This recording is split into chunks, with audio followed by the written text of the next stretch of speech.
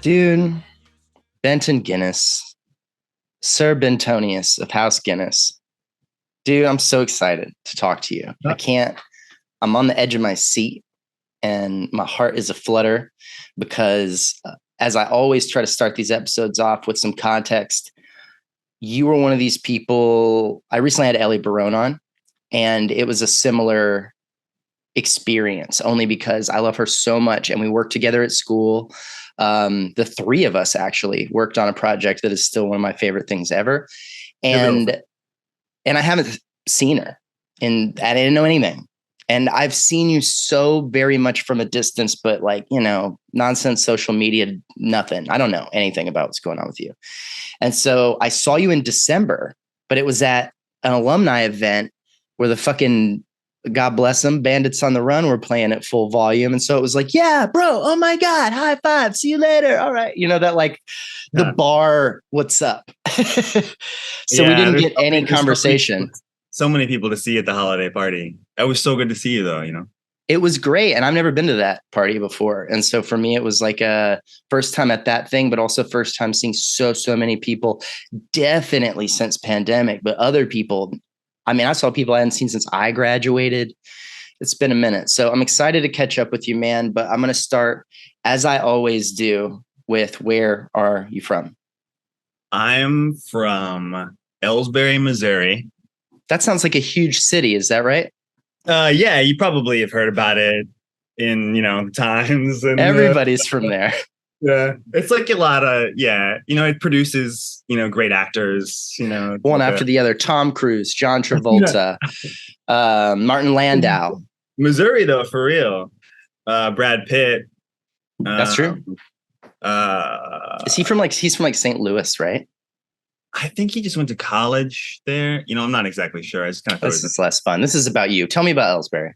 Yeah. Oh, yes. Population, I think like 900, something like that. Dude, that is a small town. Yeah. Don't fact check me, but it's tiny. Yeah. Are you on like a farm, or is it like just a small town, or is it a very rural? No, I grew up on a cattle farm in Elsberry. It's my dad is a farmer lawyer. Farmer lawyer? That's an interesting combination. Yeah. He moved from the Bronx to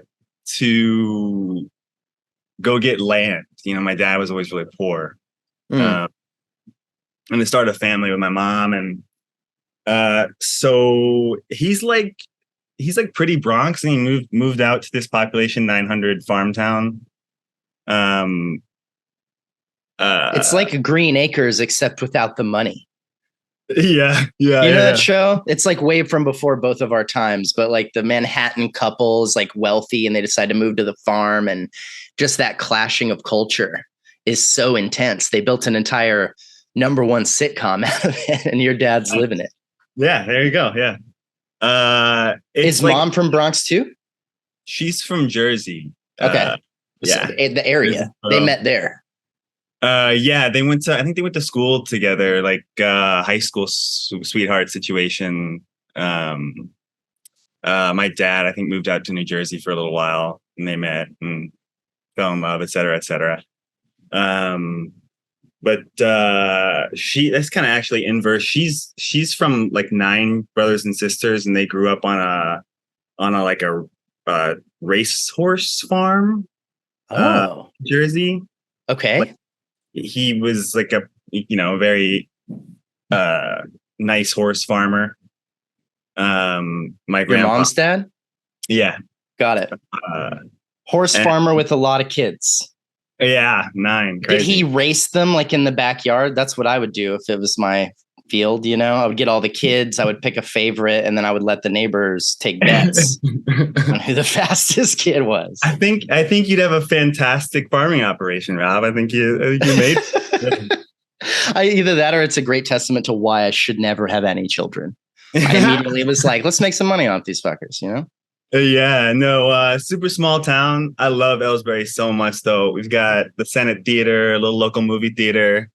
Mr. Senate, who owns it, he comes out before each movie and you know, gives his thoughts. And It really is like one of those, like, I can't remember the town in Gilmore Girls, but there's some TV shows that just have that. And you're like, yeah, that's the baker. That's yeah, the fucking mayor. Like it's a he's, little bit.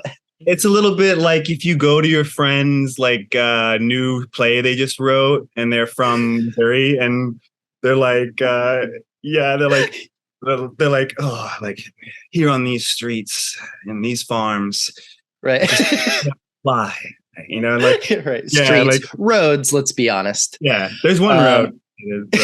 Road out on these mean road. Yeah, there's like the road kind of L, and me and my friends, we drink beer and ride around in a truck. It's called cruising the L. You know, you just go around in a circle and Jesus. for Elsberry. Are you close to like what's the closest big city that you're going into to do bigger things? St. Louis, I guess, hour and a half. And how often are you going to St. Louis as a kid? Not that much, honestly. Really? Like as a kid, I remained pretty much running around naked on a cattle farm. That's interesting that your parents didn't like have that draw to like, oh, we gotta make sure we take the kids to the city shit. You know, we grew up with the city shit. We see the value in that. They're like, no, let's keep them out here on the farm. They got enough. I mean, they did an hour and a half drive to the city with your kids. Like, yeah, I guess not sure. all the time. But we go to like St. Louis has like the city museum. It's amazing. Yeah. Have you heard of this place? I've never been there, but I've been to St. Louis. I've never been to that place, but there's a lot of stuff in St. Louis. We go get Ted Drew's. We go to the Fox Theater sometimes. You know, that's good. So you're getting that exposure to some culture that's not on the TV is kind of what I'm getting at. Because when you're a kid, there's only three versions really of how you get culture, right? There's your friends and family, there's the TV, and then there's everything else that just happens to be around you. And you grow up in big city, there's just stuff, you know, you walk down the streets of Manhattan as a child and you're like, wow, this Broadway show's yelling at me, even if no one's talking about it. This thing's happening. But when you're out on the farm, because I grew up, I don't know if we've really talked about this, but you know, I grew up like half the time on a cattle farm too in Texas. And so it's like when you're spending that time out there, you're learning a lot of different things. It's not about exposure to culture as much as it is to exposure to like skill sets, exposure to like how things work, how to do things. To yourself too. Yeah. You know, I have a really strong, I think, connection to myself because, you know, my perspective was made just sort of like me and a cow out in the field sometimes. It's quiet. Yeah. Well, we're going to jump ahead in a minute and talk about you living in fucking New York City, which is not out in the country at all. Yeah. But you had a kind of smooth transition then when you think about it. So you stayed in Missouri until you graduated high school. You were doing you're doing plays and stuff like that in high school, right? Kinda, yeah. Duchesne High. How do you end up like on the track to be at School of the Arts to do acting professionally? Like out there, what is it a draw to leave that environment? Because you sound so in love with it. Or is it like, why leave? You sound like you were so happy in that environment. Why not like take over the farm or be the baker? Here in this town, right? In these acres, I just had to spread my wings and fly. No, I mean, I can actually pinpoint someone very specific, an NCSA alumni, actually, who I encountered in my life, who brought me to NCSA, basically, and to acting in general. I mean, you know, when I was a kid, the first play I ever did, it was with my sister. She was big in the drama program at high school in the city. She went off to high school in the city, as opposed to the Elsberry High School. And I always thought that was like fascinating. You know, she's like on another planet, basically. St. Charles, Missouri, like the big city, St. Charles, you know, like, let's go. And she did this play. She was sort of the lead in all of her shows. And this play needed a bunch of kids in it. And she brought me on. and uh,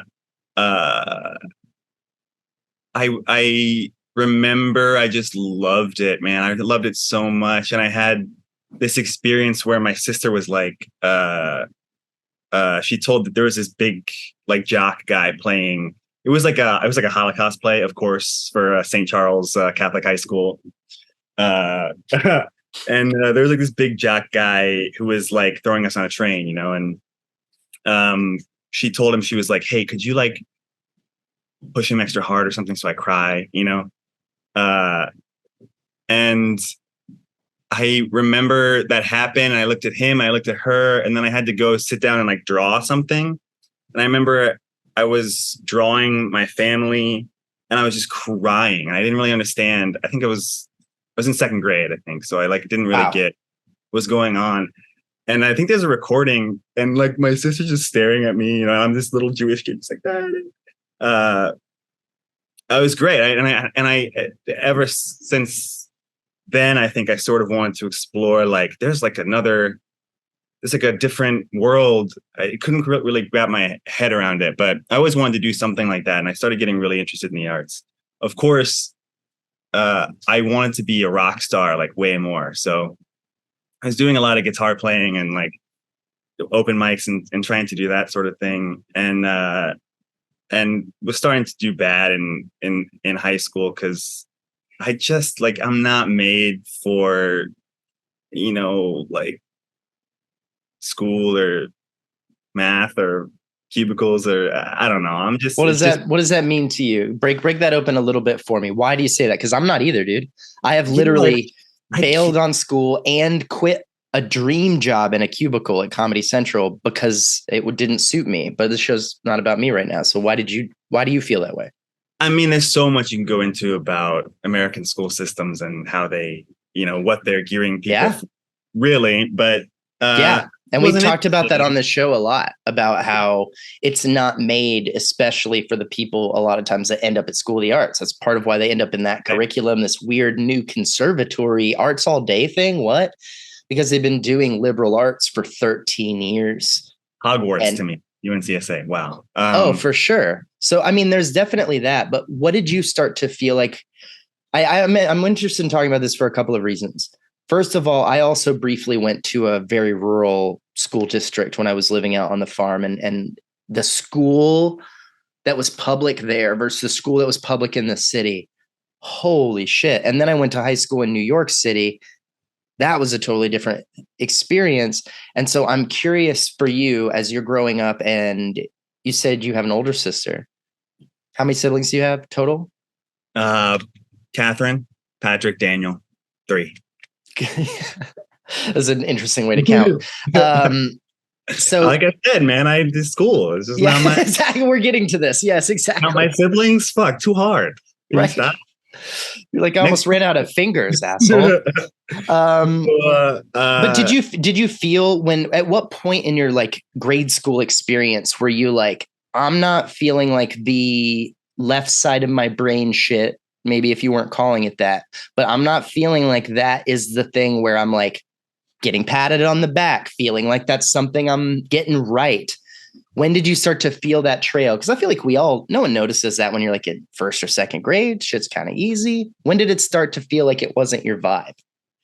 Well, I got asked, I remember by the drama teacher my high school drama teacher is such a gem. God, I mean, that's I feel like that's God bless high school drama teachers. Yeah. And she's particular. I mean, we'll probably talk about her a little bit. Like, wow. Yeah, she was this is a Catholic high school I went to because it's kind of the only option where I'm from. None of my family's Catholic, maybe really very religious, to be honest. But a lot of times the Catholic school is the best school in the neighborhood. It was, yeah. And this is an hour away from where I live anyway, long commute. But she's an ex-nun, this lady, and thought she was more into making what's the word, like dynamic and in your face art instead, Got it. And I think that's the perfect stage for me to enter, and to go into this world was somebody who's like, let's make this, like, let's go raw, it's like, yeah, for sure. But she was like, hey, I think I was doing a speech class, and she just was like, you're really good, join the drama club, do the play. And I was like, yeah, cool. Yeah. Okay. Yeah. Fun. And then you start to focus, you start to find that world again. And it's like everything else kind of gets on the periphery. You know what I mean? It really does. I wasn't doing so well. It seems so small. And yeah, I think what's weird is all the adults in your life who you do respect are telling you that shit is so important. And you just have this like naive heartbeat thing that you're like, I can't even articulate it, but you're wrong. Yeah. It's not important to me. And I'm going to be okay not being great at that shit. I think it's, there's certainly alternative lives to be explored than what you're told you can do, especially in a rural place in the education system. But what were you told before your drama teacher who was like, you're amazing? Before I chose to go to high school in the city, the high school in my hometown is really geared towards producing farmers, firefighters, agriculture. Yeah. I mean, the MFA is a huge part of it. There's this, who's the like kind of the horrible like science conglomerate that does like agriculture and science, and they've done a lot. Like Monsanto. Yes, they come to that. When I was there, at least they'd come regularly and preach and give out literature. Wow. So that was the path kind of being laid out of like, hey, kid, welcome to your future at Monsanto. And let me teach you about pesticides. If Monsanto wasn't there, the army was, you know what I mean? Right. So that's what it felt like you were on track for before you found the theater shit. Like you found that aptitude. Yeah. I don't think I was never going to be a farmer. It's not on my periphery, but my father's, a lawyer, and my oldest brother became a lawyer. And that was definitely something we always talked about. I mean, my skill set, I could pinpoint from early on was just sort of like talking to people, communicating, I guess. Right. And I didn't know how else to filter that besides become a lawyer. That was really my plan for a while. Being in court is so little of being a lawyer, even when you're a trial lawyer. That's the thing that sucks about watching it on TV. Yeah, every time I really have to be a nerd. Every time I call my dad, I say like something like, so like, did you find, who killed him or something? He's like, it's not that exciting. It's not. Right. But long story short, what options I had, I didn't really know, but it was starting to go to where I just didn't care about much else. And you can't really follow much of a track to like make this a career. In fact, when I grew up, certainly before high school, and I think some into high school, didn't even occur to me that like acting is a profession, like that it's it's a job. I just thought it was like you're standing in line for some ice cream one day and somebody goes, "You're hot, like come in this movie," and then you're stuck. Had that happened to you enough already for other reasons that you were like, eventually it'll be for acting? Because I'm constantly being called out of lines for how hot I am. I mean, of course, that's happened throughout my life.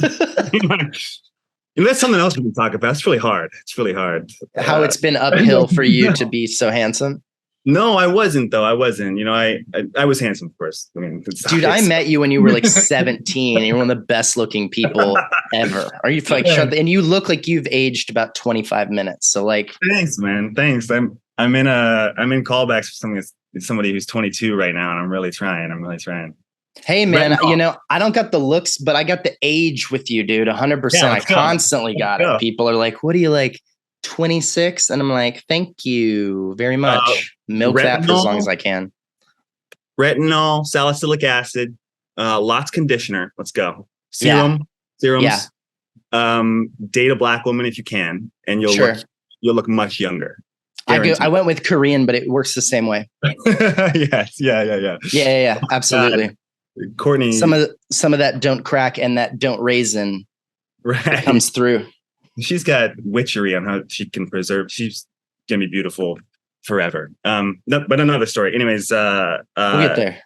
yeah. So I didn't really know what my direction was, but my mom, who is probably the most loving mom in the entire world, if everybody doesn't think that about their own mom, but my mom is the best. She's a local librarian at Elsberry Public Library, and she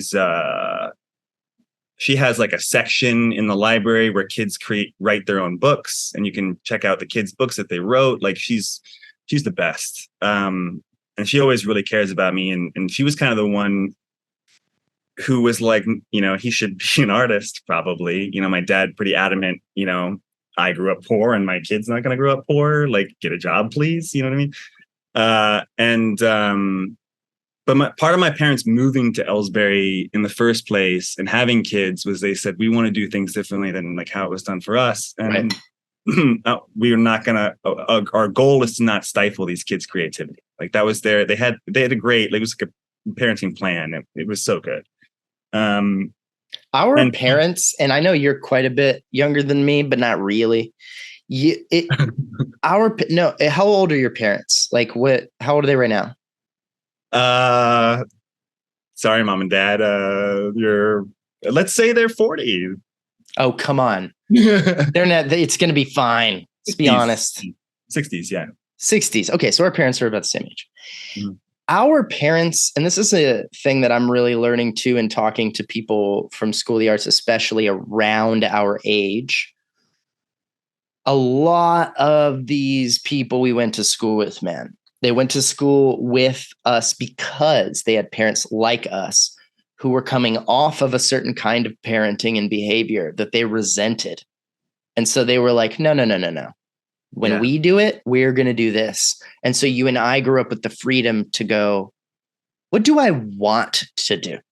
It's huge. So, parents, if you're listening, your kids, they're their own person. Like, really, like, And if you give them that freedom, I think, to ask themselves that question, be honest with themselves that question with no shame, and then to lean into it while leaning into their strengths rather than constantly pointing out weaknesses or shortcomings, man, they're going to be happy, which is what you want for them. And I feel like that's true for everybody, even not even just parents, like with your friends and stuff like that and your coworkers. It's like we should all just be leaning into our strengths. Like if Benton's not good at fucking school as it's currently written, but he's a great actor or a great performer or a rock star, or he's just like naturally gorgeous, any of these things have fucking value, damn it. They do. My mom goes the extra mile. Like, for instance, this audition process I'm in right now, I was saying it's for a real person who, I'm not sure how much I can say. He's a real person who was a murderer. Okay. And my mom, I found out she keeps a picture of him as her phone background, this murderer, and she's like, yeah, every time I open my phone, I see him, and I just remember to pray for you that you get this, like, and she's sitting at the local library with this picture of a murderer and staring lovingly at it. Probably she's like, my mom, very creative. She's a sweetheart. She's amazing. But I love that. To go back to, I'm afraid every answer I have is gonna get really fucking long. So strap in. But to go back where we were, so she got on the computer and was like, obviously Benton has interests that are not going the way that are going to be good. Can't scrub away from him. Yeah. So she found the Missouri Fine Arts Academy, which is an amazing program. And I know it was under attack recently. I hope it's still there.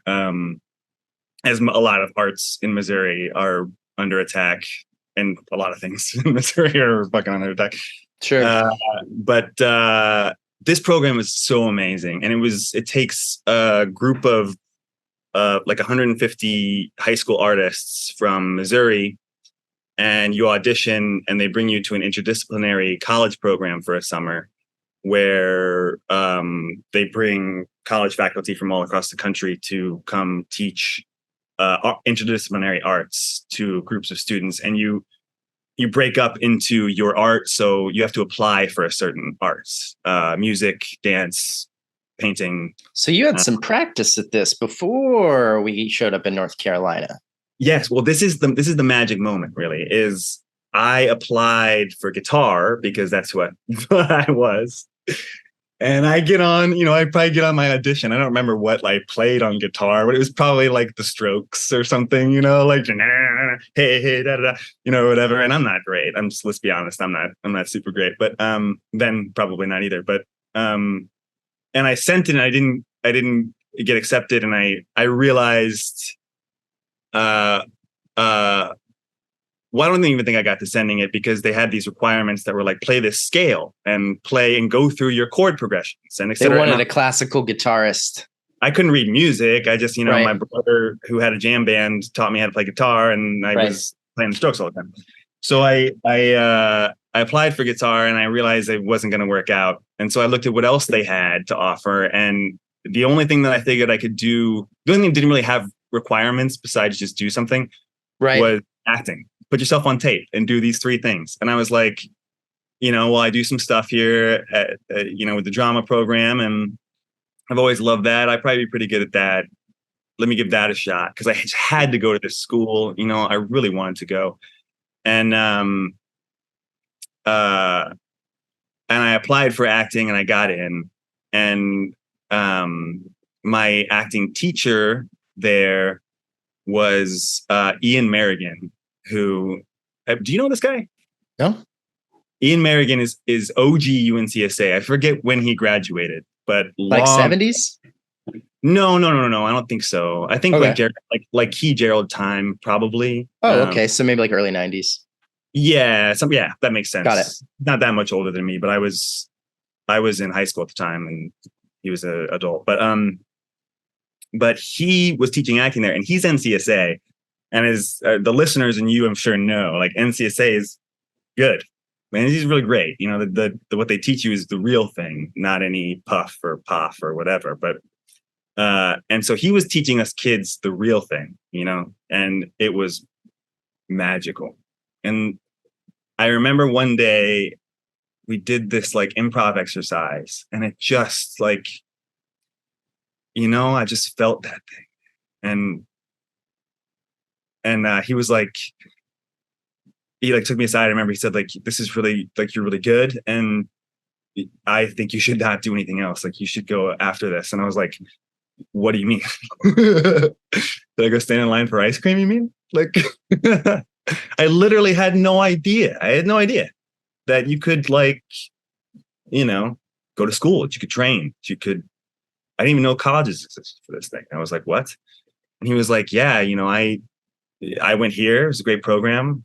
You should, apply to some schools. Like, let's go. I think I had already been accepted to U of A for journalism at that time. Was my kind of Hail Mary to not throw my life away, And instead, I called my mom in the dorms of Missouri Fine Arts Academy, and I just was crying, and I was just asking them for permission, to do this. Like, can I take this risk?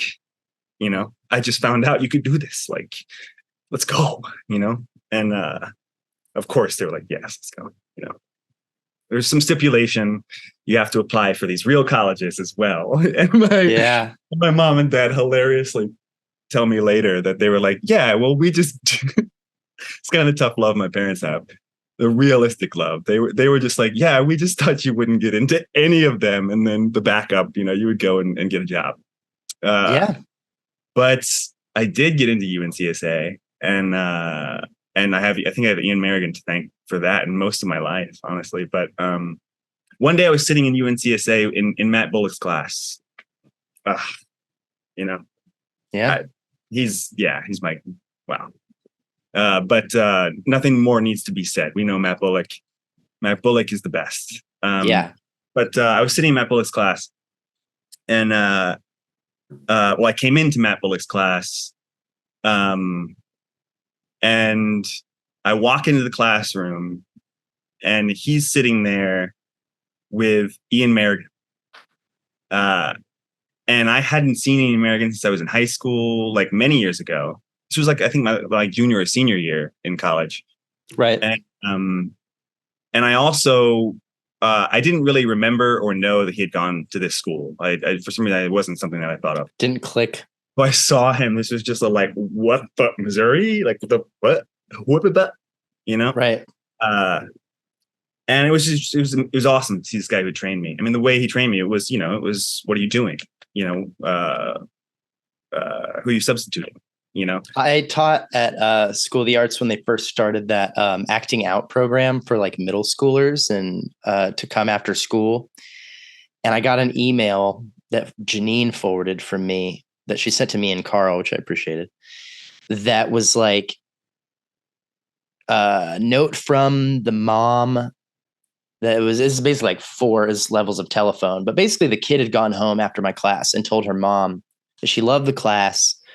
Which is great, sure. But she added the detail that you just gave to Ian's work, which is at that age, it was the first drama, theater, whatever you want to call it, experience that she had where they didn't just play like theater games, which have a tremendous amount of value to warm people up, to get people out of their shells, to help loosen up social tensions that exist in young people. I love theater games for purposes.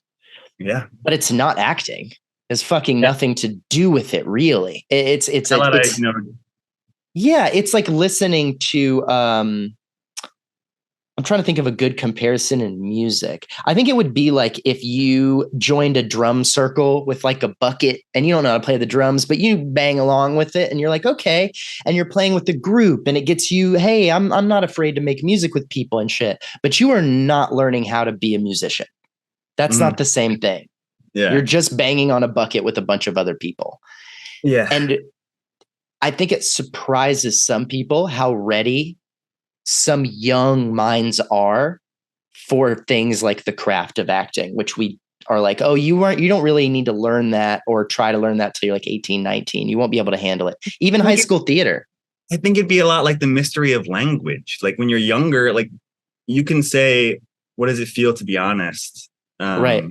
And to express myself. I think there's a lot of really great kids who do that. And you can pinpoint it for sure. But there's so much value in the actual skill set being taught. Like asking a 13-year-old, like, what do you want? You're like, what?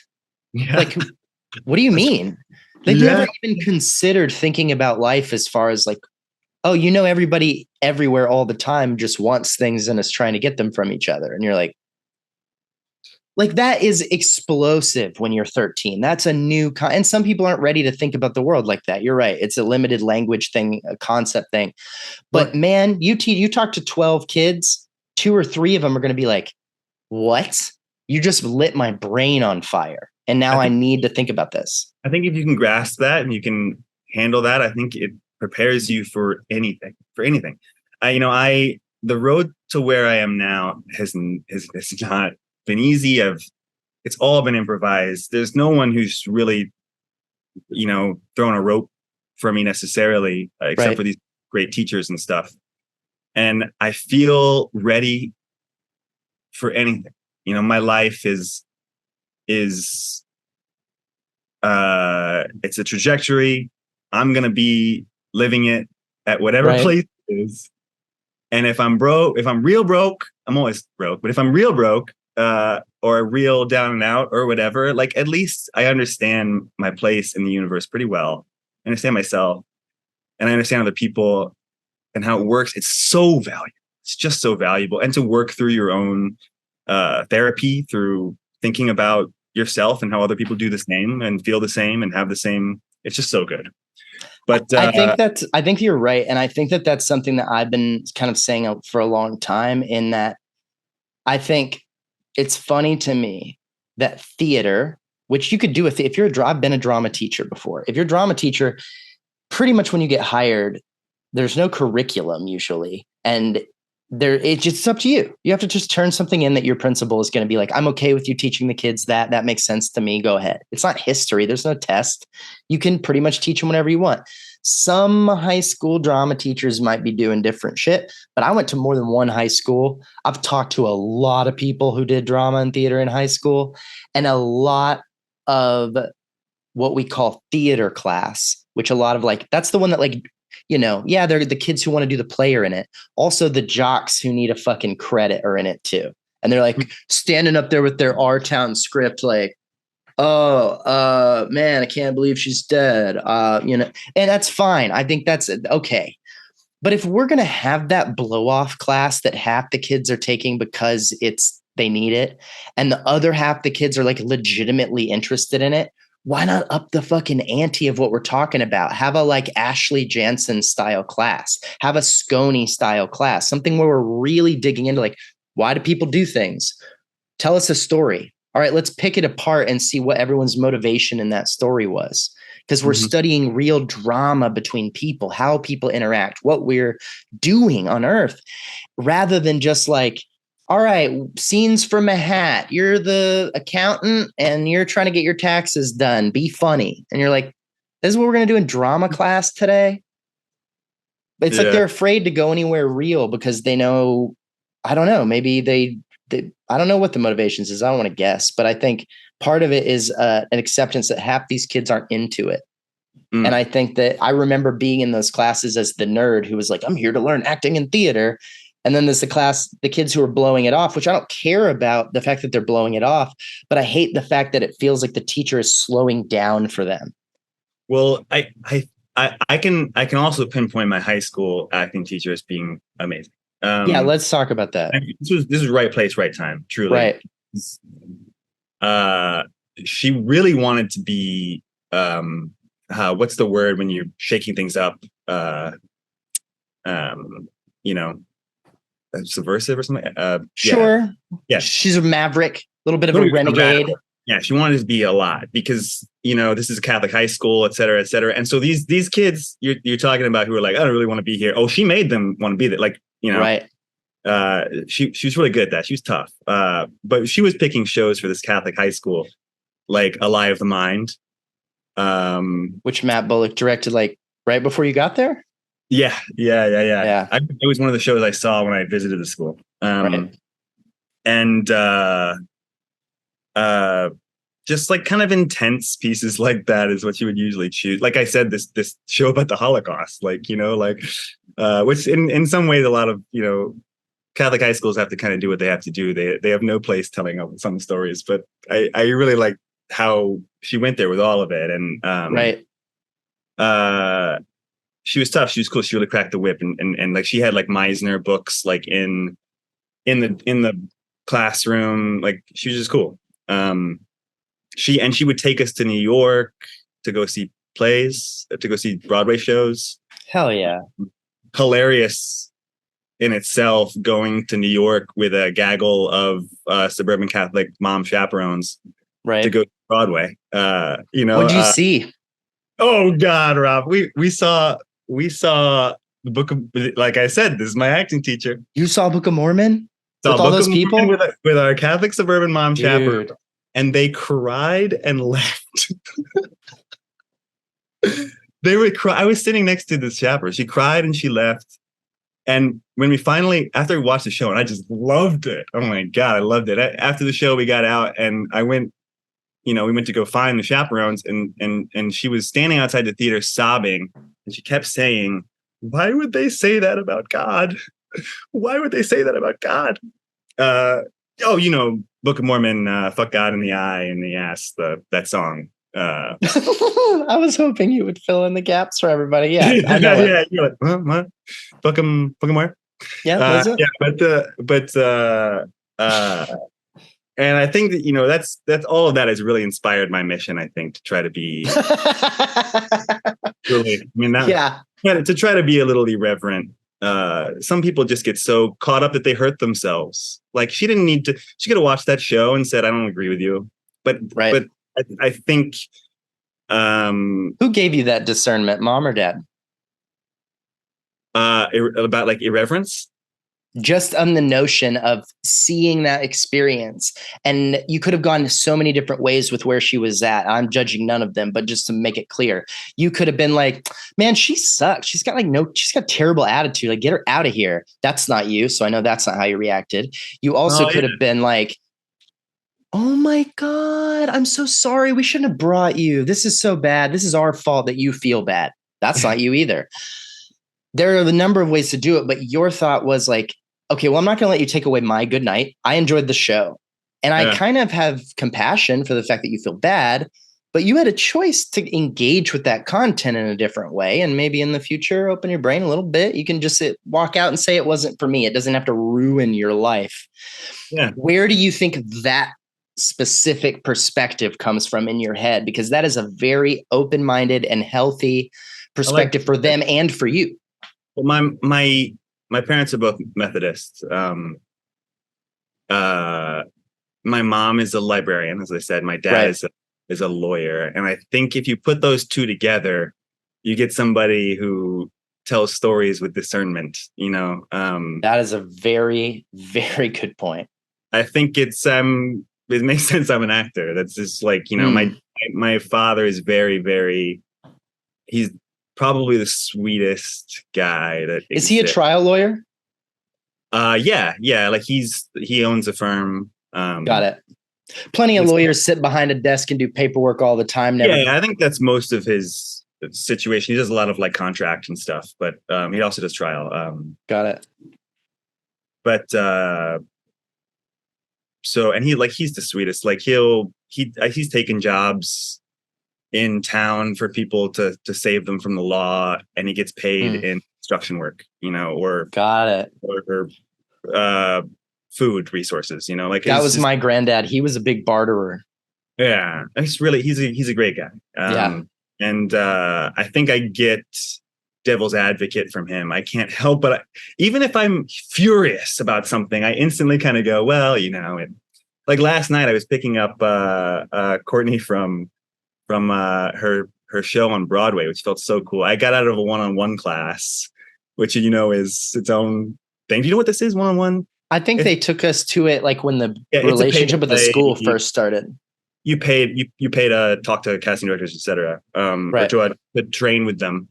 They teach you about what they want. It's a nice program, but it can feel a little bit like the waiting room of a extras cast. There's a lot of desperate actors around you.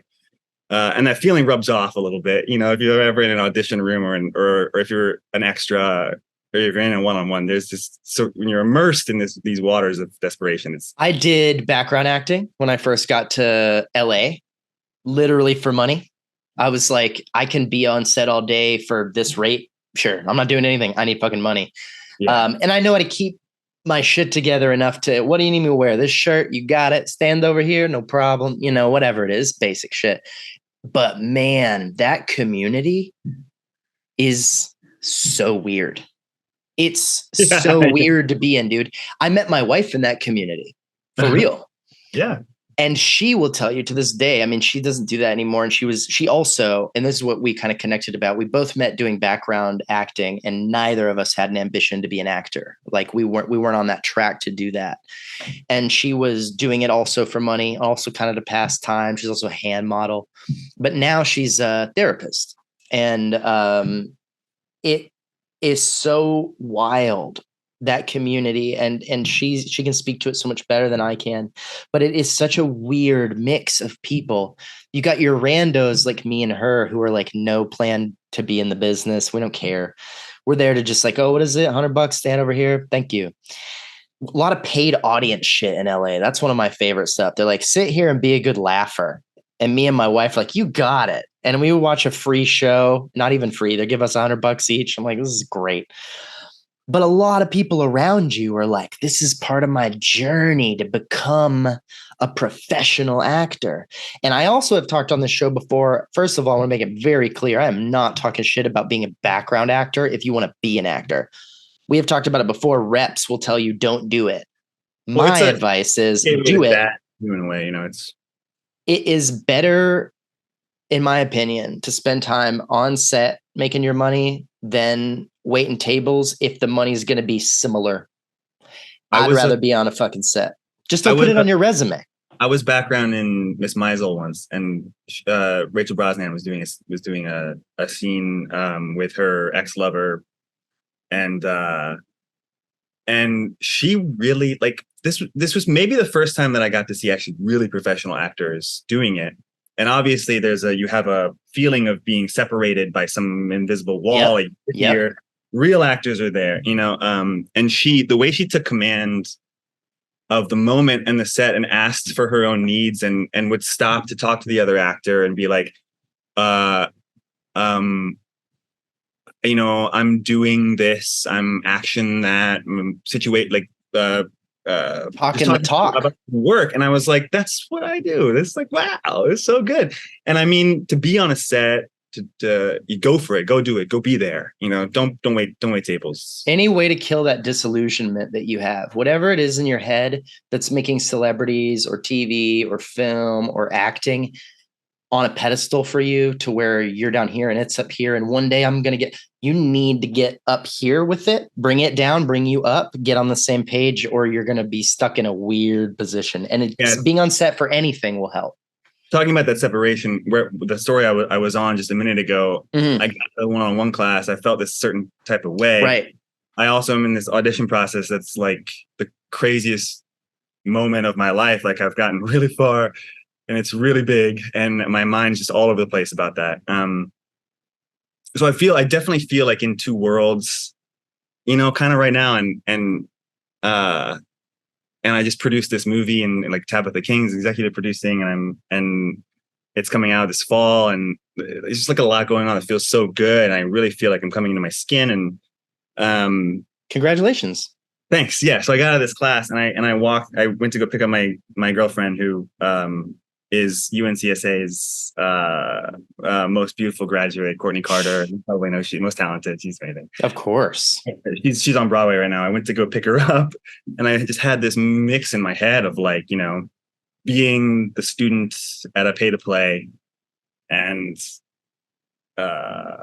also being on the line for something huge. And it's this weird mix. And I went to go stand to wait for her and the security guard just bodies me. You know what I mean? I was like, whoa, you know? And I was just, you know, to go way back to my dad. Yeah. The moment I was like ready to scrap, you know, and then I'm like, wait, right. Like if, you know, my girlfriend's in there and if somebody crazy came to, you know, I'm glad you would want him to do exactly that. Yeah. And I was like, this is good. I just can't seem to find the worst in anybody. I don't know. Courtney gets so annoyed when I'm like, yeah, but maybe they just, you know, they're feeling kind of, I don't know. I think it's my mission to explore. I attract people like that, like crazy, dude. I think that's why I love you so much. My favorite people are in the world that are like my best friends. Brandon Harris, Wiley, my roommate, Kyle, my wife, all these people they do exactly that. They have got a fucking excuse for every shitty behavior of another person because they don't even have to work. They just occurs to them. And it balances me out so much to the point that now I actually think I have like, I'm never going to be like all these people I just named and mentioned, but I have joined the thought process in a very deep way of you don't know what they're going through. You never know someone's experience. I hold that close. And I think it's why I've worked so hard in my life to collect you folks as people that I care about. Because it's important. There's people who can be very happy living their own life by their own standards. And there's people who can only be happy if you live their life by their standards. And right. I can't fucking stand those people. I can't stand MAGA. It's all wrong with this world. There's just an easy perspective shift to say, I'm me. I'm cool with that.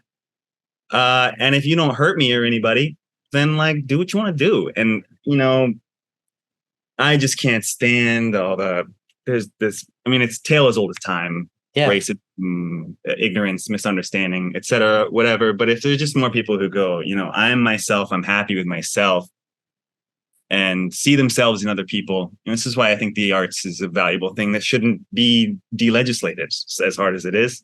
But it helps the world. Do you think it would be a tough thing for you and Courtney to live in Elsberry together? I love Elsberry. Me too. Just from everything you've said. Of course. What isn't it? You can't go get a sandwich and play pinball at 4 a.m. at the same time. New York is New York. New York's New York for me. I mean, although New York does sleep, it's not the city that never sleeps. All the good restaurants close at 10 for the most part, etc. You know, but of course, no, I can't. Once you live in a big city like this, you can't really go back. Although my dream, not Elsberry, but I'm gonna have a farm, you know, one day. That's my goal. I'm gonna raise my kids on it. I'm gonna raise little me's the way that my parents did. You know what I mean? That's sort of really what I want to do. You know, it's a mark of success for me to have land somewhere that's outside of a city, for sure. Elsberry is very isolated. Best place for me to grow up. But you know, it's like that musical your friend wrote from Missouri. You got to get out. You just got to get out if you want to do things. I think that's part of it, and I feel the same way about the opportunity and the things that I want to be able to do. But I think also in my mind personally, I don't think I could ever move back to the place where my farm is, because not that I'm not equipped to deal with it, not that I wouldn't deal with it if I had to, but I don't think I'm interested in the additional stress that would come with being in an interracial marriage in that part of the country. I don't want to do it. Like, I'll fight the fight when it comes to me, but I'd rather live where people let me fucking live and I don't have to feel like I'm in defense of anything. Be a very different answer if you ask Courtney that, I think. And yeah, and you know, do better, Missouri. Jesus fucking Christ. Like, it's hard for us to go and see my family. Like, no joke. Not my family personally. Not your immediate family. None of my family has problems with that I know. But to go and to travel there, honestly, there's and it's not like it's hard to travel there if you're a minority. Is it an existential anxiety, or do you encounter things? No, there's something that infuriates ignorant people about love happening between two people. Right. It's kind of like I don't know. I think people really subconsciously don't understand why they're racist. And when they see that, it's this, you know, it looks like that shouldn't happen. No, I mean, I don't know. I can't really get behind what goes on in their brain. But I mean, honestly, if they've been listening so far, you know, I'm not taking this position, but it's not hard for me to understand where they're coming from. I don't agree with it, but the logic's not impossible for me to wrap my brain around. And I can't speak for specific people, but I can definitely speak to situations and conversations I've had with my family. I mean, I grew up when my parents got divorced. My mom married a Mexican guy within a couple of years and was married to him for like 20 years. And before that, my whole family is all white, head to toe, every corner of it. Like, nobody was everybody was white. And my mom married this Mexican guy, and he had 3 Mexican kids that he had with another Mexican woman. So they're all full Latino and Latina. And for me, it was an early introduction to that dynamic. But I think that what's going on in their head is something that is the same thing that happens to people, like the woman crying outside of Book of Mormon. I think that there is what you're taught. It's what you're taught, but you're taught it. Okay, well, you can grow up and learn a new thing, but the thing that keeps that from happening is a fear of loss. You're worried that you're going to lose this thing that you can't even really define or nail down or be specific about, but you know. Privilege. You know, part of it is they need to kind of be over there and this needs to be over there. And we need to keep those things separate, because what makes this great is that it's itself. So we don't want to challenge that by introducing any new elements. Let's not let the melting pot melt too fucking much. Like I said, those are the people who say you can't live your life unless it's serving mine. Exactly. Because they think one of my favorite phrases of all time, I say favorite because it's hilarious to me, not because I agree with it, is when gay people get married, it ruins marriage for heterosexual people. They used to say that a lot in the 90s. And I was like, how? Like now you've lost me. A minute ago, I kind of was like, well, if you keep them separate, I can start to understand the logic, though you're wrong. What is the value in it? I'm not a religious person, but I love Jesus. I think Jesus was super dope. Hey, hell of a person to study. If people would listen to Jesus instead of the Bible or their pastor, you actually really learn a lot about human compassion that helps you be a better person. It's all built in, actually. Yeah. And I think my wife and I are just talking about that because she's watching that Hillsong documentary, and she grew up very deep in the very conservative Korean church and has since left the church, but has not like abandoned her beliefs or religion. She just has issues with institutions. And she and I talk about this all the time because we're both raised Christian, and we both left the church, and we both still believe in the core tenets of Christ. Like, aside from all of the supernatural elements of the religion of like repentance and heaven and hell, we're not necessarily sold on all that, but like, pick up your brother, the weak and the needy, compassion, like we're all in this together. We're all brothers and sisters. Like, that hit. It landed, and we don't need to go remind ourselves every week. We don't need to read a book every week. We don't need to. You certainly don't need to hate the gays. Do you? I mean, do you? I don't know. Their marriages aren't ruining ours. It's so crazy. I just don't get it. That part I don't get. I really see a distinction in people, and like that's the only way I've really been able to pinpoint it is like I can live my life on within my own self. And if you aren't hurting anyone or myself, then live yours. And then there's the people who say that you can't live your life unless it serves the thing I'm on. It just doesn't make. And at the end of the day, that is it. Like, you can't say the impact is what matters.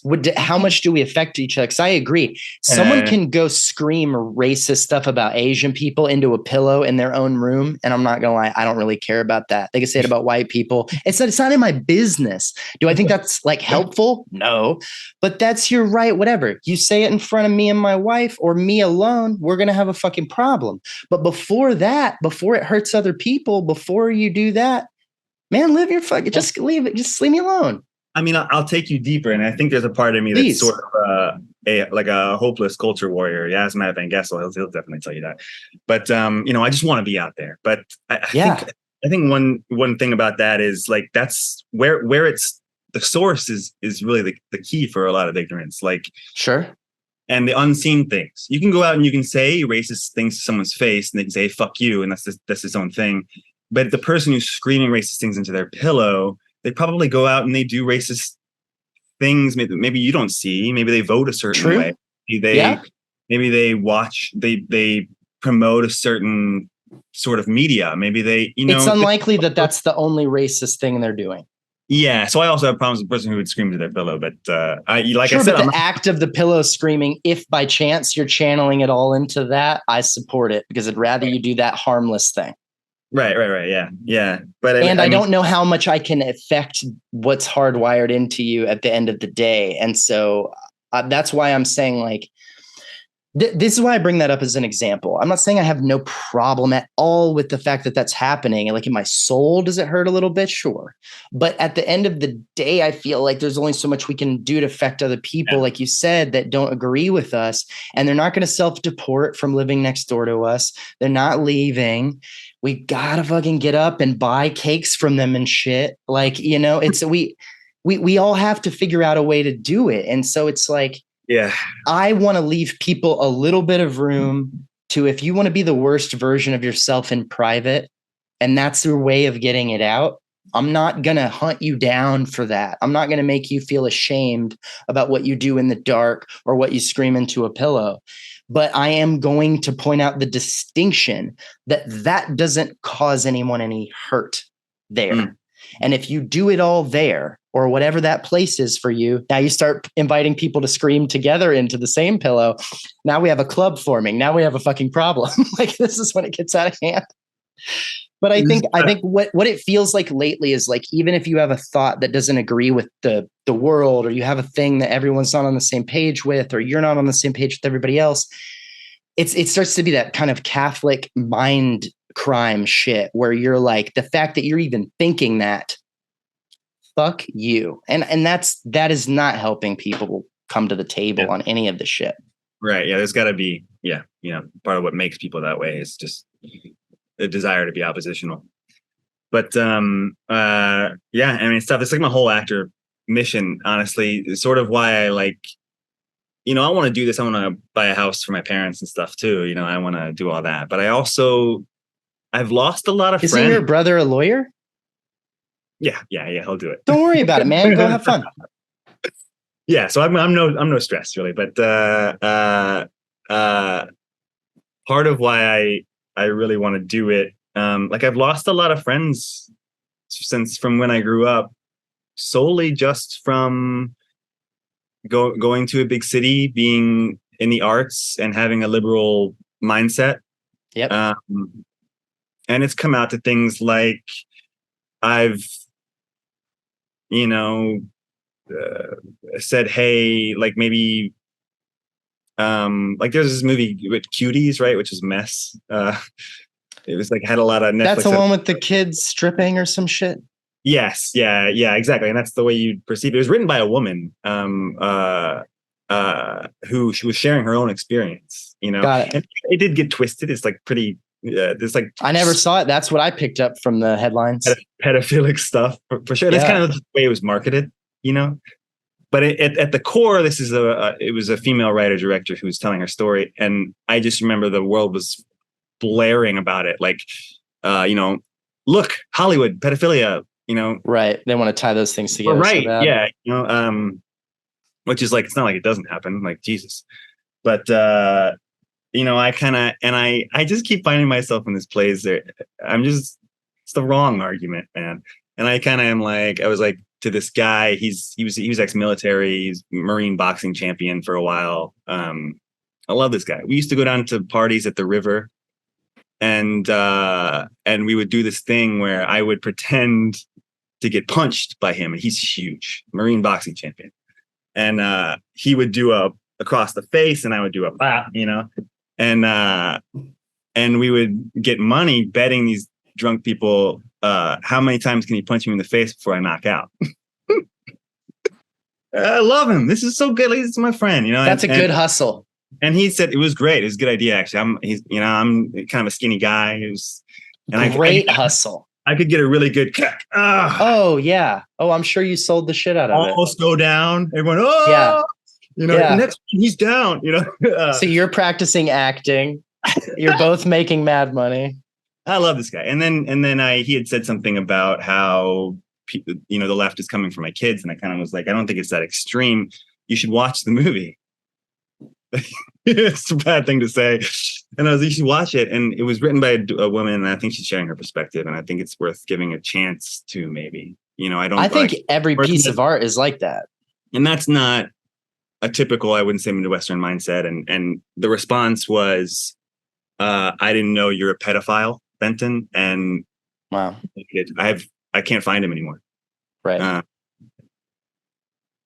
It's just amazing. So what was your processing of that since then? What do you think about that?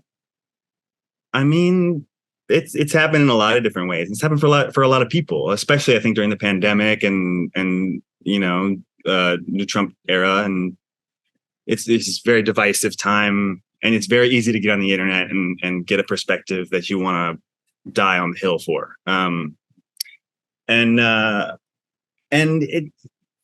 It's really hard. I always have dreamed that I'll go back and I'll premiere a movie at the local theater, and it'll be awesome. And I'll bring people to the town, and it'll be nice. And then there's a Mr. Senate will make the speech. Yeah, there's hometown boys back. Yeah, let's go. There's a certain warfare against artists, though. Just right. Throw them in the basket with the Satanists and pedophiles. Yeah, but and there's a lot of hard lines there, which of course, like if you think that I might be coming for your kids, why wouldn't you protect them? What else? What kind of other motivation is there? But yep. A lot of my friends have kind of come to me, we're done. And I don't really feel like I've ever done anything. I certainly, I I don't promote pedophilia or sucking the blood out of children and drinking it, or like don't knock it till you've tried it. Oh my god. Yeah, here, this is the thing that's gonna ruin my career, I guess. But no, yeah, and I mean that's part of my whole mission with irreverence, but etc. I think it hurts people. I think it breaks people up. I mean, there's no reason he couldn't say no, like I'm not watching that, but like, right. Okay, that makes it a little different that she was a woman and et cetera and whatever. Honestly, Benton, I can't relate to that more. I've had a lot of that in my family. I've had a lot of that in my friends. But you know what's crazy is for years, like when Obama was president, I started seeing it happening, right? A little bit here and there. It'd be people on my family, and I was like, whoa, I didn't like that's loud. That's loud and that's angry. And I don't ever remember you being like this. Like, that's so crazy. And I've been dealing with it slowly and slowly. But what's really broken my fucking heart, if I'm being really candid, is the experiences I've had, just like the one you described, but with people on the left, the people I thought we wanted the same shit. And I'm like, you sound like them. You're condemning, oh, this person used the wrong word, or they spoke about a thing the way I don't like it, or and it's like this. All of a sudden, it felt like we were there was this rising tide of liberalism, of like we're making all these accomplishments, and as soon as we got any power, it's like everyone started to try to tear each other to pieces. And everybody who wanted to accomplish these things that we all want to accomplish started to pick apart their allies because they weren't, letting the perfect be the enemy of the good. Well, and even it's like, yeah, even saying allies, it's like I don't know. We're all people, like, right, but allies to the causes they want to accomplish. Right. Yeah. Of course. Yeah. Specifically, I don't mean I'm not trying to make teams out of it, but I understand. You're right. That's maybe not helpful language. No, but that's how we all. I think that's how we all are. At least being pushed to feel. No, you're right. Very much like it's divisive, and I think that's the thing that drives me crazy. Is I'm like, I actually sometimes have more sympathy for people who are on the right or in the middle of whatever this current moment is, because at least they're moderately like not shouting people down. And maybe they're like, look, I just don't want anything to happen to my kids because they watch the same news channel, but they're not hateful. They're loving, kind people. They just don't have the right information. And I'm trying to like grease some wheels with those people, bring them into because they really do want the best for everybody and all that shit. Yeah. And then I feel like there's people who are on my side, and especially as a guy who lives in LA and works in Hollywood, man, dude, how do you think people in Texas feel about me? Just same as Elsberry feels about you. It's like this fucking commie pedophile kid moved out to this place. And I'm like, first of all, I'm too center for LA. I'm too left for my hometown. So I'm not really from any side at this point. But what I do know is I want the same things as a lot of people who are not willing to, like you say, appreciate nuance, irreverence, a little bit of. I want to bridge the gap so hard. Me too. I want to bridge the gap so hard. I mean, like I said, is who do you want to be? Do you want to be somebody who can live with your own happiness, or do you want to be someone who needs others to conform to your own? It's just such a evil thing. But yeah, I mean, America, let's go. All we can do is, I think, do by example. Because at this point, I think, and this is the thing that's being missed on that. You want to bridge the gap. I want to bridge the gap. We want to do that. Really, the best way to do it is to just keep doing what we are doing, living the way that we are living, with compassion and reason and thought and nuance and reverence, all these things we've talked about in this whole conversation. And to mention it politely anytime it's appropriate. And that's like all you can fucking do, because what everyone else is getting wrong is thinking that they're going to accomplish their goals by shouting down the people who don't agree. This is the, talking about an actor's podcast. This is exactly the kind of thing I think everybody, you should really be motivated. I mean, everybody knows this, but not by, the the series regular or the lead or the Oscar or whatever. But it's like, I think we have an important thing to do, and you should find your thing to do. It'll stick you to it. I mean, I don't think I can rest without, having I don't know, being in an interracial couple on a Fast Five movie or something, like I want butts and seats who need to learn something. Like that's, that doesn't really happen. Unless you're a chaperone, Catholic suburban high school mom watching, Book of Mormon, and look what it did. I mean, maybe it was negative for her. I don't really know, but I mean, like, that's the first earthquake to make you go, why am I in pain? Right. But I think it's so essential. And I think having that kind of purpose is really, really freeing. I mean, I think when I graduated, I was mostly going for success, Whatever your 22-year-old brain thought that was. Yeah. But having a reason for your artistry, it just changes everything. Like now I think so many people really need to shift their perspective on what they're doing.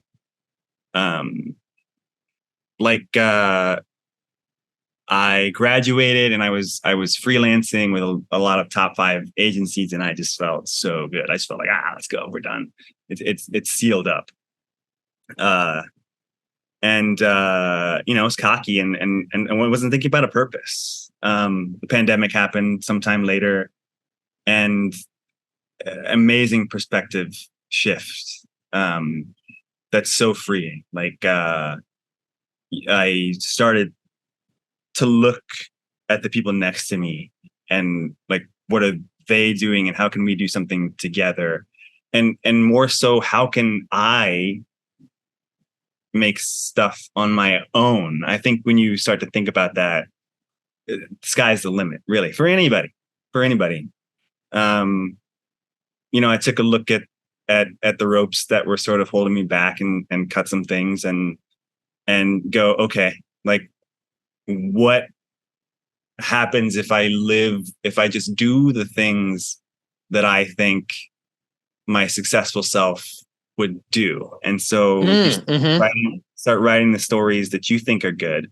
And then suddenly you're kind of like, these are good, and it becomes more passionate. And I associate produced a film with a dear friend of mine from UNCSA, Andrew Rakich. I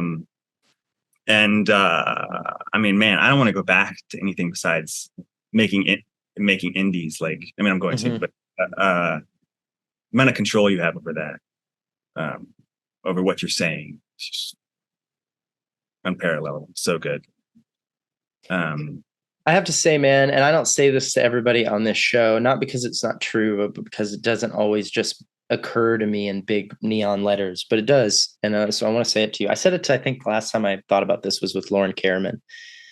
I'm really glad that you are doing the work you're doing, because I'm really in love with the reasons you're doing it. And I don't just mean that as an actor, I mean that as a person. And that's subjective. It's valueless. It's just a thing that I'm saying because it's true for me. It's not anything to measure anything on. But when I hear some people talk about their work, I like some reasons better than others. Like I said, they're not better or worse, but I just like it. I like why you're doing it, because it seems to be, to me, productive for more than just yourself. And I appreciate the shit out of that. What else do you do? Yeah. And I mean, that's there's some pressure there, that you feel to do stuff and to actually be something.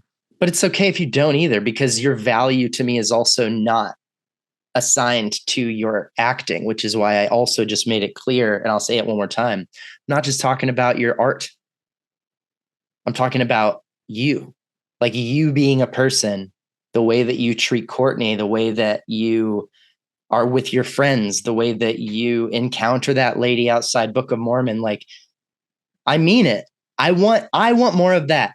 My wife would be like, oh my God, she's upset. That needs to exist in the world too. Great. But I feel like there's a lot of that. And there's not quite enough of compassion and yet objectivity, fairness. Particularly for the arts. This is why it enrages me so much too. Like, I'm probably going to blacklist myself with some producers by saying, taking a successful television show or movie and making it into a musical is one of the worst things you can do for the world. Why do you think that? No, I tend to agree, but it's not an area I've spent a lot of time. Why do you think that? Because there's so many, you say you dig my perspective and my effort. There's so many of me, as you know, who are doing that, or who want that, or who have a story to tell. There's so many writers and artists who are going without being able to say anything, and people need to go learn here, right? I mean, I don't mean to be like a hoity-toity, go and have fun and watch Cocaine Bear too. It's great, fucking great. Sure. I don't know what it does for anyone, but it doesn't have to. Every now and then we get Everything Everywhere All at Once. Yes, yeah, and like fuck yes. You still need to tell the same stories all the time. You gotta do more, but just like that. There's and it's the same with famous actors. I feel like we really don't need more of the same person's story or perspective over and over and over and over and over again. Particularly, I feel like when that person has become rich and, everybody. But here's the problem with that. And I'm with you like 90%. But here, let me make this clear. This is something that comes up a lot, not as much as it should on this podcast, but when I talk to artists and when I talk to people about how this works, as someone who started in theater, went to art school, obsessed with art, love art, value it so much, have been working in corporate television since I left school. There is what is good and right for art, and there is business, and they are often at odds with each other, because the best thing for this is not a great idea for this. It's scary, it's risky, it's huge. I think we need a remodeling of using some of the shit that fucking we know we can rely on. Fast 9, Fast 10, Fast 35. Okay, make the Marvel. I like a good Marvel movie, man. Let's fucking make them. Let's go.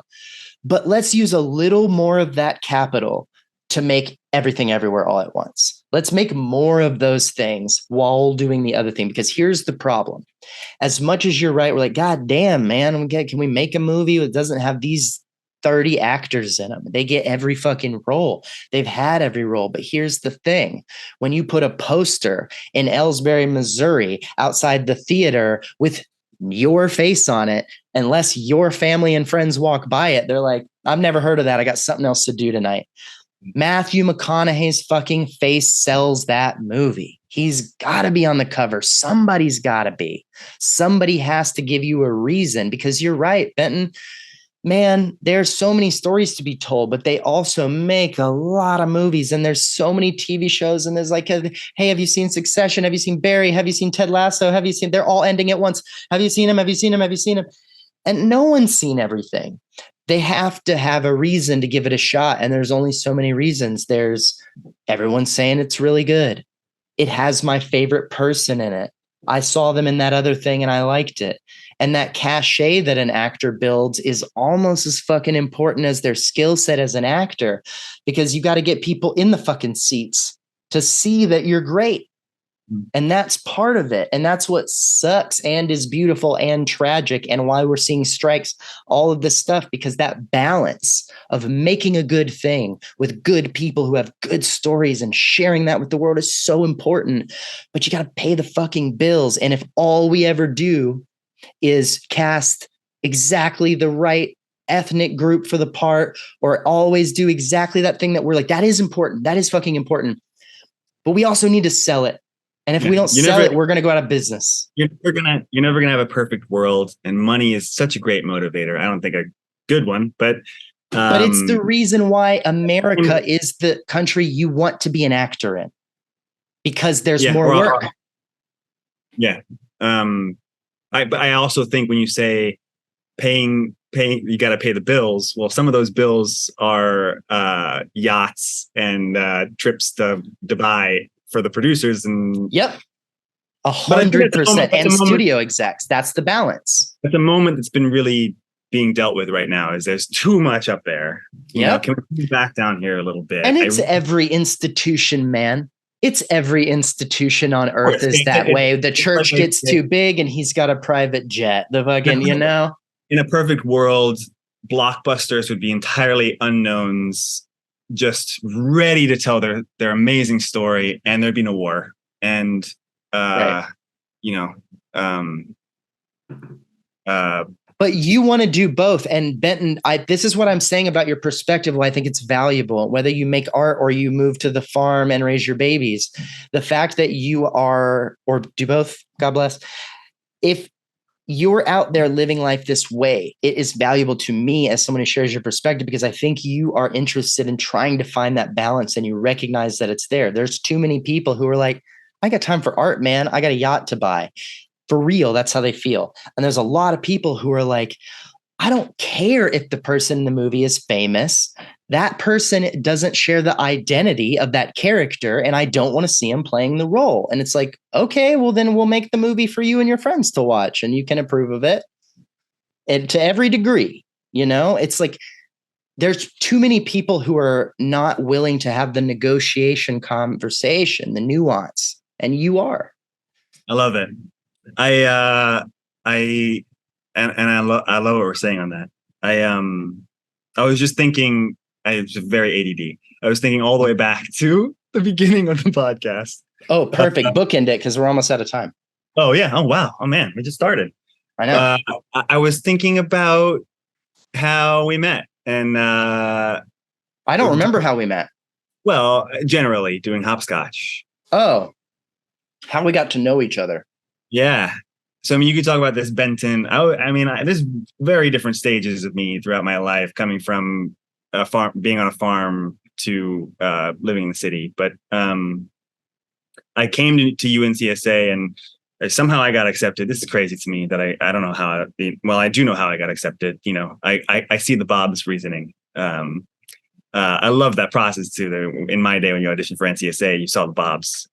My dad and I drove through a blizzard to Chicago, furious at me because I was literally picking a scene on my way out of a Edward Albee book, which you're on top of right now. Oh wow, yeah, you're being held up by the Edward Albee book. Thank God. And so I was kind of picking my scene there when and I did the thing for the Bobs. Went to school. Oh my God. Like, this is huge. This is what? And it's all artists. And I didn't even really know that was a thing at the time. And this is first year. And of course, there's the directing projects, which are a big deal. And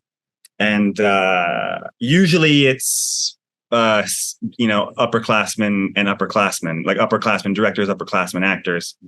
And usually it's the class of actors below the director. So like the fourth years will direct third year actors and the third year's second. Yeah.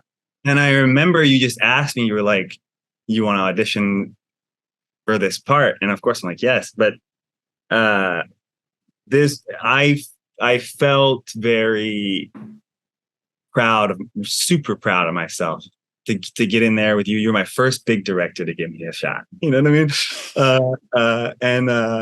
And literally a student. Yeah. Oh, you were a big director to me. You still are, you know, but at that time, especially, you were the biggest director I'd ever been chosen by, for sure. By far. I'll take it. I'll take it. But and we did this show, like you said, with Ellie Barone, who was and probably still is my favorite actress from NCSA. It's just amazing. Hard to beat.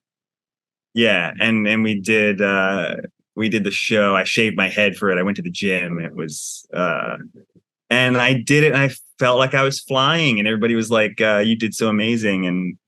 And I remember feeling ready to take on Mount Olympus here, this Hogwarts, Yeah. felt some imposter syndrome. And then I was like, you know what? Actually, I'm not just saying lines. Like, I'm actually like an actor.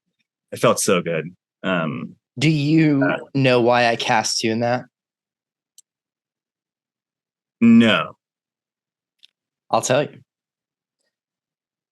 That I hate that play. I'm going to start there. It's very. I didn't hate it when I picked it. I didn't hate it when I was working on it. I think it was a very student project. It's highly emotional stuff that we've never experienced. It's well, like most plays you're working on in undergrad, the characters are like too old for you, and you're supposed to be dealing with shit you haven't even begun to understand. But and that was a factor in this for sure. For background, so it's a little bit clearer without going into great detail. It is an Israel Horowitz play. And it is a short play. I thought there's other people here for a second.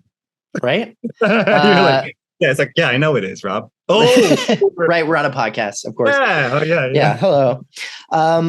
But it's an Israel Horowitz play. It's a one act play. And a lot of times with the directing scenes, people will pick a piece of a play or something. I picked a thing that was onto itself, the beginning and end of it. I did that. We did that part. Because there's no more to it. And it is a play about two people who were in love when they were younger. One of them leaves their hometown and one of them doesn't. And they meet up again later and they speak in code almost to each other. The play is very hard to understand because it's all inside jokes and references that you either have to look up or make up. And So the communication is very indirect. That's part of why, as I explained this, why I cast you. You and Ellie Barone, who has been on the show before, as we mentioned, anyone who hasn't listened to her episode should. The two of you, in my opinion, at the time, were more captivating and engaged in nonverbal acting than a lot of other people I was watching.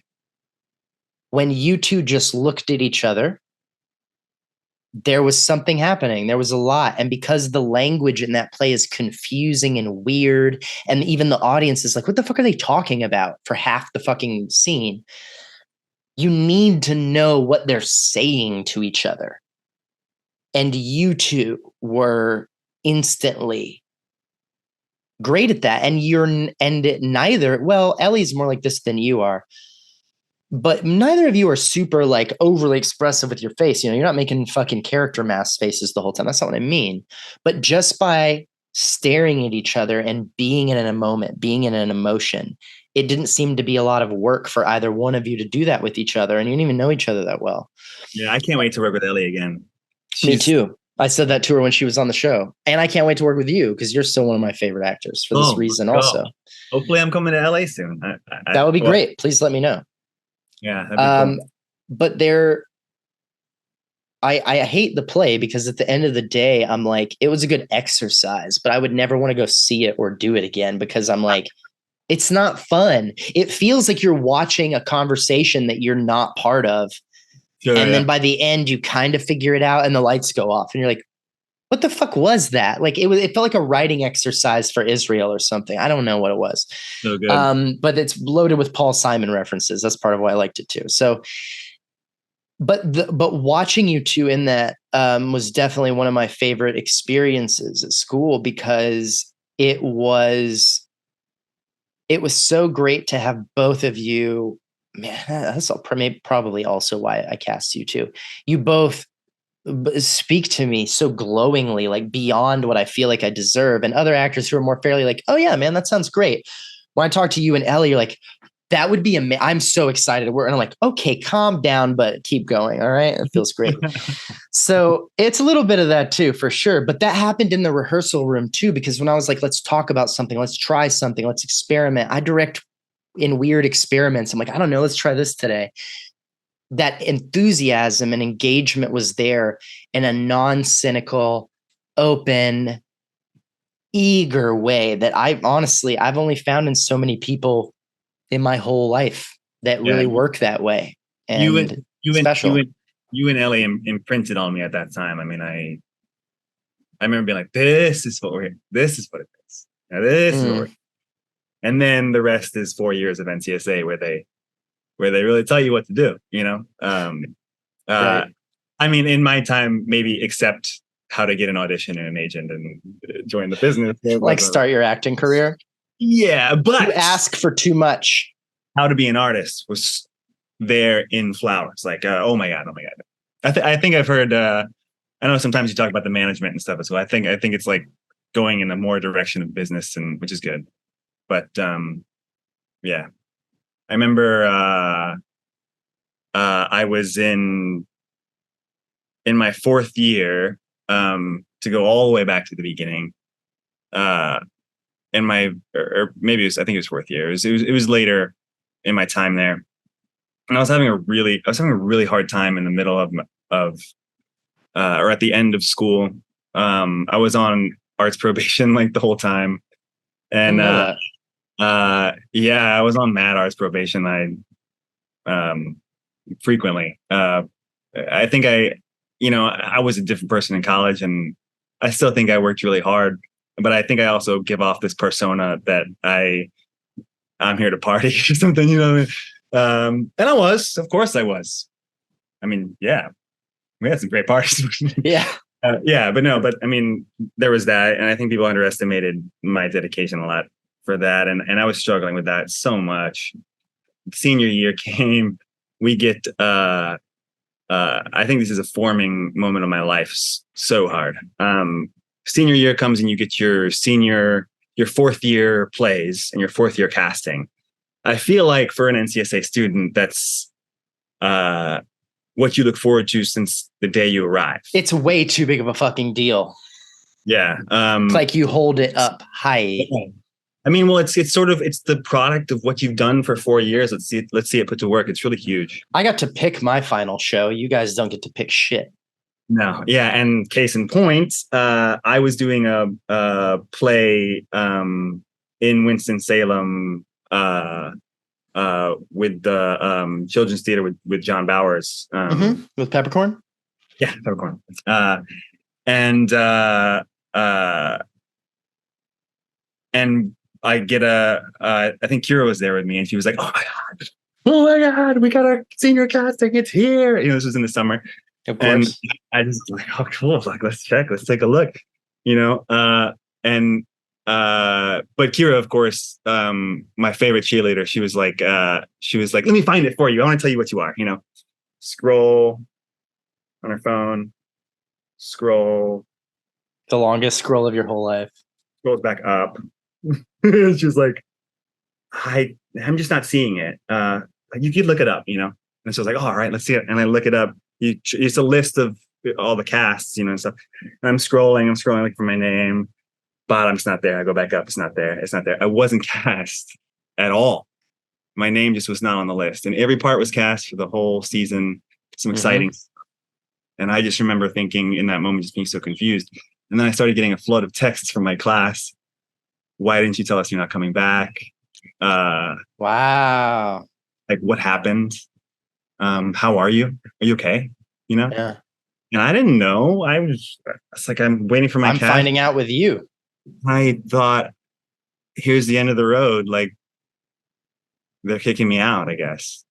You know? Right. God. I was like, ugh. And they ended up Bob Sconey, one of my favorite people of all time, was like, I'll put him in my show, double cast, as the lead fop in this Restoration era play. Perfect part for me in the end, really. But I had this moment where I've been struggling, trying to impress, trying to get out of probation, trying just to be what, you know, they wanted me to be. And I didn't get cast, and love Bob. He was stood up and he was like, I'm gonna put him in my show. But I had this sense of like, fuck all that, you know? If you don't believe in me, you know, enough, everyone approves that list. That was the hardest part. It's like all of your, you know how much you love your teachers, and I still love them, and I know they love me. But they're like your family, you know, and they're like your guardian angels. And then it's like a firing squad. They all read the list. It's like when they call the soccer team and you're left standing there by yourself, but there's like 4 or 5 different coaches and none of them picked you for the team. But they hadn't decided to not cast me. They had, even worse, they had all gone over the list and not noticed that I wasn't cast. You know what I mean? Which is kind of like, wow. And you go, God damn, bro. I just felt like the worst actor in the world, honestly. And you know, a lot of my work had maybe been forced at that time. Like I said, I was under pressure. I wanted to be what they wanted me to be, you know? And so I went into this play just like, fuck everyone. Yeah. Fuck it all. And I did everything that I wanted to do with this play, I think to the annoyance of a lot of people. But I was it other like third years in the play? It was, no, I think it was almost entirely senior. It was directed. So it was with your class. Yeah. They just end up double casting you with who?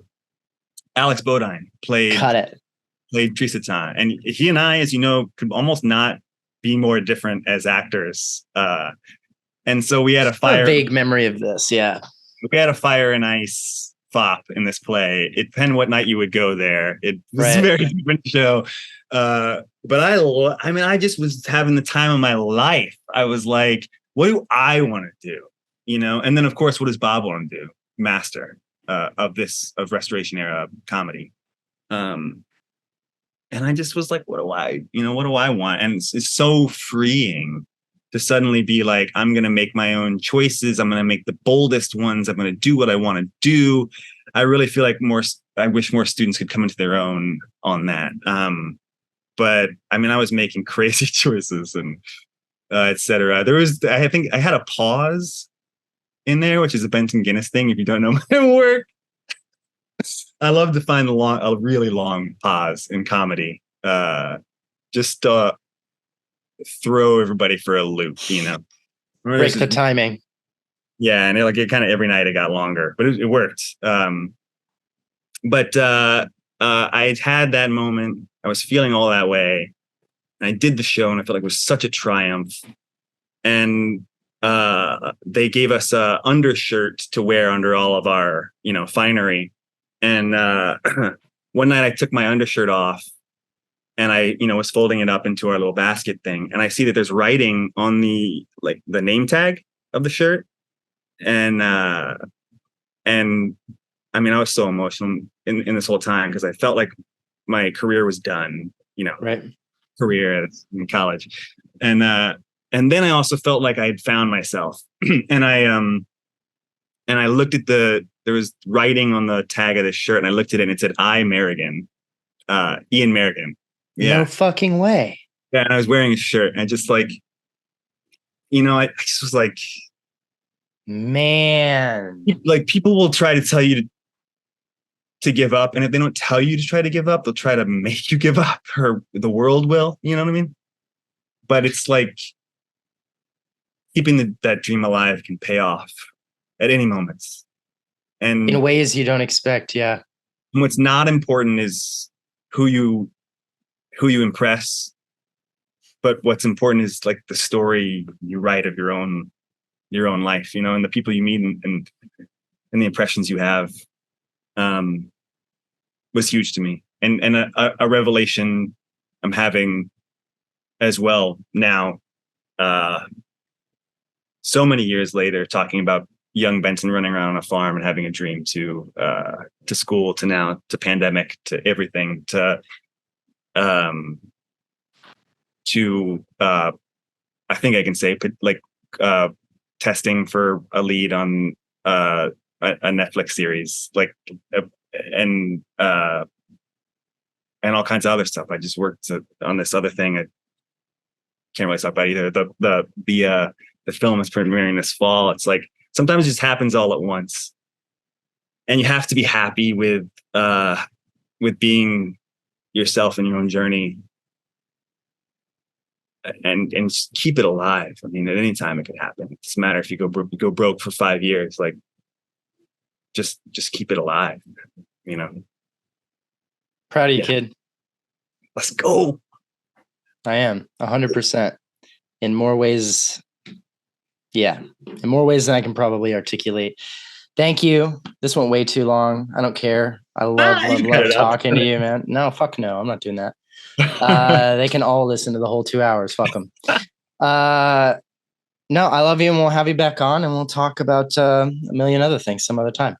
Yeah, let's go. Thanks for the time, bud. Great. Yeah. Love you, Rob. I can't wait to ride around in a Corvette with you in LA again. 100%. It's gonna be great. All right. Peace. Take care.